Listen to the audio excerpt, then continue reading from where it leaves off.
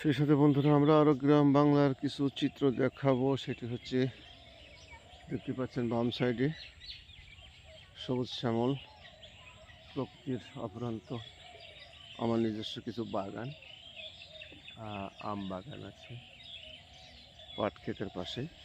এটি হচ্ছে মরিচ ক্ষেত, দেখানোর চেষ্টা করলাম। এই যে সুন্দর মরিচ ক্ষেত, তারপরে আছে এই যে পানির ব্রজ। তারপরে আমরা দেখানোর চেষ্টা করছি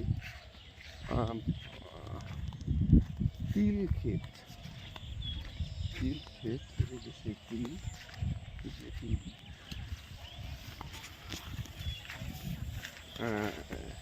যেটি তিল, এটাও কিন্তু এখান থেকেও কিন্তু তেল আমরা পেয়ে থাকি এবং সে তেল কিন্তু রান্না সহ বিভিন্ন কাজে কিন্তু এটা যুগ যুগ ধরে ব্যবহার হয়ে আসছে।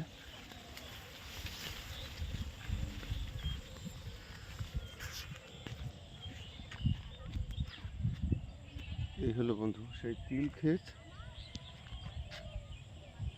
মাঠের আরো অনেক দৃশ্য কিন্তু আপনার দেখানোর চেষ্টা করছি। দেখেন এই যে কলা গাছ সহ বিভিন্ন গাছপালা কিন্তু এখানে সুন্দর যেখানে আছে। আমি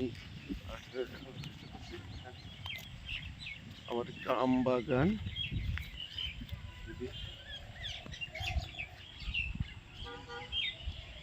আম বাগানের কিছু দেখানোর চেষ্টা করছি। গাছে কিন্তু আম পেকেছে এবং আম পড়ছে, ইতিমধ্যে খাওয়ার মতো আমও কিন্তু হয়ে গেছে। হ্যাঁ, সুন্দর দেখতে পাচ্ছেন।